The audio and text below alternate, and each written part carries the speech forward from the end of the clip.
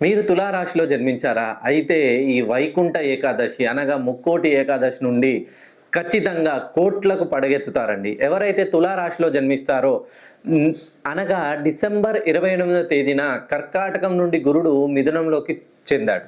ఎప్పుడైతే గురు స్థాన మార్పిడి వలన 2, 5, 7, 9 తొమ్మిదవ స్థానంలో తులారాశి వాళ్ళున్నారు. గురువు లాభస్థానంలో ఉండడం వలన మీరు ఏ పని ప్రారంభించినా ఇంకా పనికి విజయమే తప్ప అపజయం అనేది ఉండదు.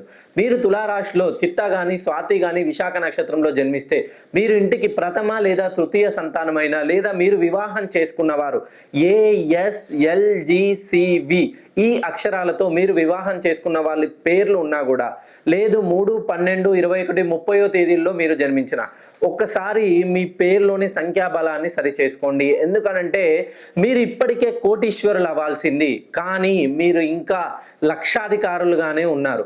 ఎప్పుడు కోట్లకు ఎదుగుతారనంటే మన జీవితంలో మనకి మనం మార్పు చేసుకున్నప్పుడే, మన జీవితంలో మార్పు మొదలైనప్పుడే జీవితంలో ఎదుగుదల అనేది ప్రారంభమవుతుంది. మీరు తులారాశిలో జన్మించినట్లయితే నేను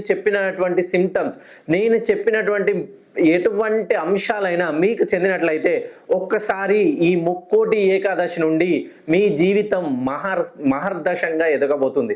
మీరు ఏది ప్రారంభించినా అనతి కాలంలోనే విజయం సాధిస్తారు.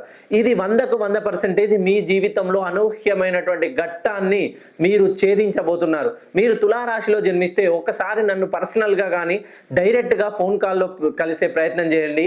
మీ జీవితాన్ని అంచెలంచెలుగా ఎదగబోతుంది.